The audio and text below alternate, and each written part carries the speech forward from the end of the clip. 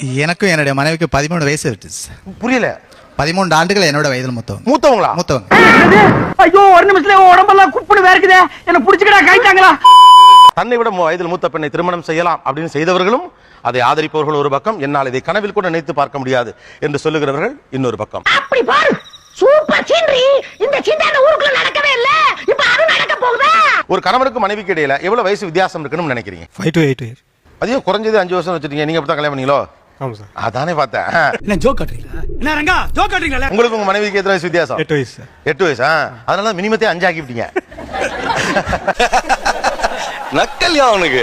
10 வருடங்கள் அதிகமா இருக்கலாம். 10 வருடங்கள் வரை அதிகமா இருக்கலாம். அதிகமா இருக்கு. ஓகே, உங்களுக்கு எத்தனை வயசு வித்தியாசம்? 10 வருஷம் வித்தியாசம். அதானே. மச்சான் யாரா இவனுங்க? எங்கிந்திரா வந்துக்கறாங்க? உங்க பொண்ணுக்கு 10 வயசு வித்தியாசத்துல ஒரு பையனை கட்டுவீங்களா? இப்ப கல்யாணம் பண்ண மாட்டேன் சார். உனக்கு வந்தா ரத்தம், எனக்கு வந்தா தக்காளி சட்னி. உண்மையாக இன்னைக்கு உங்க மைண்ட பொறுத்த வரைக்கும் எத்தனை வயசு வித்தியாசத்துல கல்யாணம் பண்ணலாம்? ஒரு 4ல இருந்து 5 வயசு வந்து வித்தியாசம் இருந்தா பெட்டர். பெட்டர். ஓ அப்படியே விஷயம். உங்களுக்கும் உங்கள் மனைவிக்கும் எத்தனை வயது வித்தியாசம்? 2 வயசு. 2 வயசு மூத்தவங்க. எப்படி கல்யாணம் பண்ணீங்க? 2 வயசு சின்ன பையனா? Love marriage. Love marriage. இல்ல புரியல. உங்களுக்கு உங்கள் கணவருக்கு எத்தனை வயசு ஒரு வித்தியாசம்? வருஷம் சார். 1 வருஷம் வித்தியாசம். உங்களை விட உங்க கணவர் 1 வயசு கம்மி. சின்னவரா? ஆமா.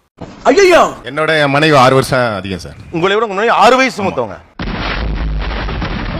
எனக்கும் என்னுடைய மனைவிக்கு 13 வயசு இருக்கு. புரியல. 13 ஆண்டுகள் என்னோட வயதில் மூத்தவங்களா? மூத்தவங்க. ஐயோ ஒரு நிமிஷத்துல உடம்பெல்லாம் குப்புன்னு வேர்க்குதே, என்ன புடிச்சுக்கடா கைட்டாங்களா? நீங்க என்ன பண்றீங்க? நான் இப்ப வெட்டனரி ஆபீசரா இருக்கேன் ஓ, சார். Veterinary officer. டிபார்ட்மெண்ட்ல வேலை பார்த்துட்டு இருக்கேன். வீட்ல வந்து டிபார்ட்மெண்ட்ல வேலை பார்த்தாங்க, அவங்க ரிட்டையர்ட் ஆயிட்டாங்க. யார் சாமி இவன்? எங்க இருந்து வந்திருக்கான்? வீட்ல வந்துட்டு 13 ஆண்டுகள் அப்படிங்கிற ஒரு விஷயத்த யாருமே ஏத்துக்கல. ஓகே.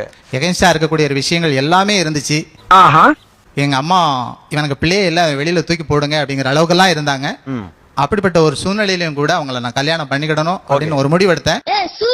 அவங்கள கடைசி வரைக்கும் நம்ம கைவிடக் கூடாது அப்படிங்கிற ஒரு முடிவுல இப்ப வரைக்கும் இருக்கேன், இனிமேலும் இருப்பேன். அந்த காலகட்டத்தில் வந்து நீங்க ஒரு கல்யாணங்கிற முடிவுக்கு எப்படி போனீங்க? சொல்றேன், மக்களுக்காக சொல்றேன். என்னை காப்பாற்றிக் கொள்வதற்கு, என் குடும்பத்தையும் காப்பாற்றிக் கொள்வதற்கு இது ஒரு படியா இருக்குமோ அப்படிங்கிற ஒரு சூழ்நிலையில நினைச்சு அவங்களை பயன்படுத்தி நான் கட்டிக்கிட்டேன். அட பாவி, ஆளை பார்த்தா டம்மி பீஸா இருக்க, பயங்கரமான ஆளா இருக்கேடா. இதை கேட்கிற உங்களுக்கு நீங்க ஏன் இந்த கற்பனை கூட பண்ணி பார்க்க முடியலங்கிறீங்க?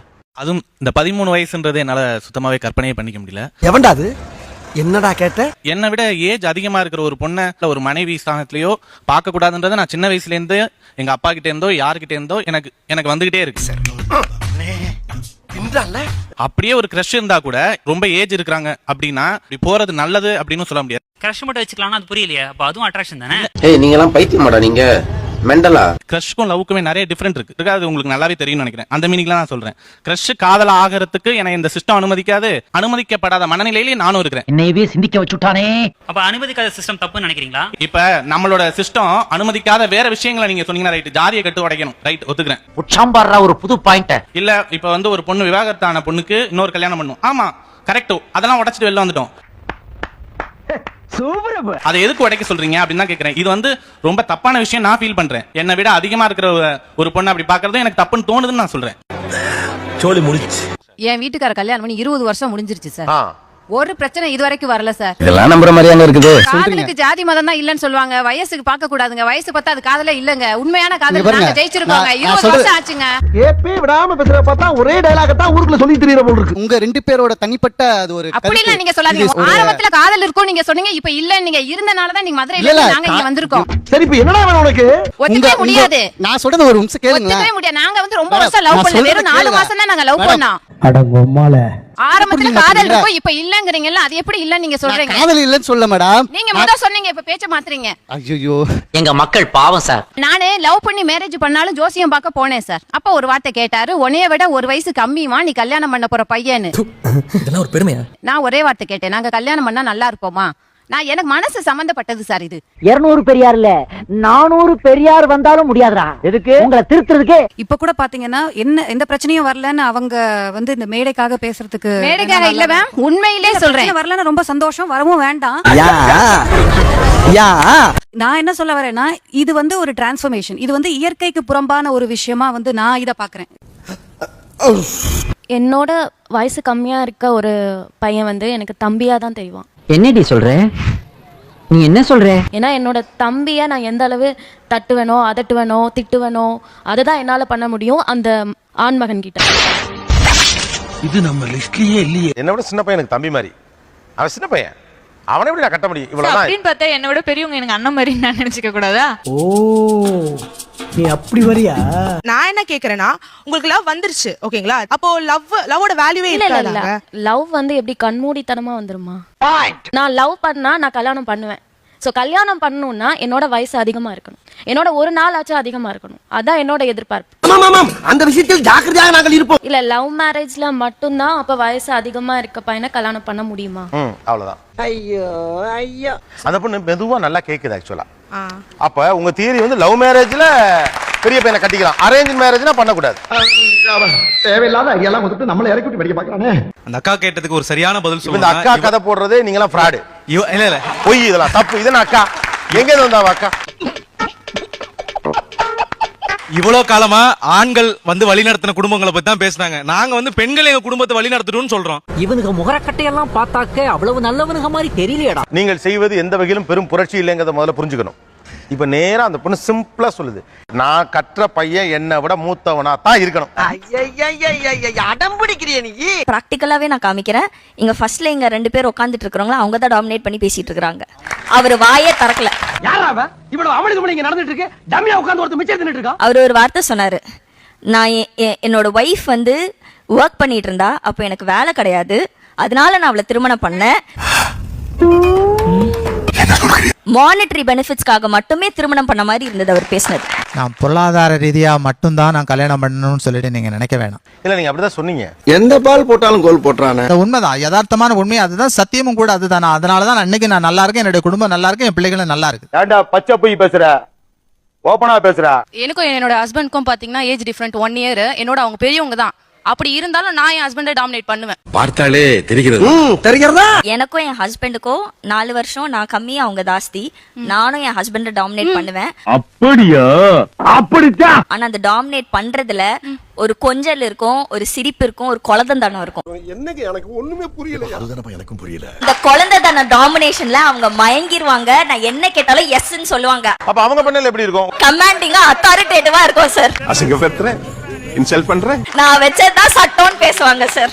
சார் அதாவது 1 வருஷம் டிஃபரன்ஸே தெரியும் சார். இதை மட்டும் சொல்லிக்கிறேன். சார் கிட்ட மைக் கூட போக மாட்டேங்குது சார். சார் ஒரு வாட்டியாவது பேசணும் நாங்களாம் ஆசைப்படுறோம். இது ஒரு சந்தோஷம் தான். ஒய்ஃப் தானே, அவங்க சொல்றது கேட்டுனா என்ன, அவ்வளவுதானே. What's wrong in that? உன்னை அப்படியே குத்துறா. நீ வீட்டுக்கு வா, உன்னை நான் பேசிக்கிறேன். வீட்டுல 2 சத்தம் வந்துச்சுன்னா அந்த வீடு வீணா போயிடும்.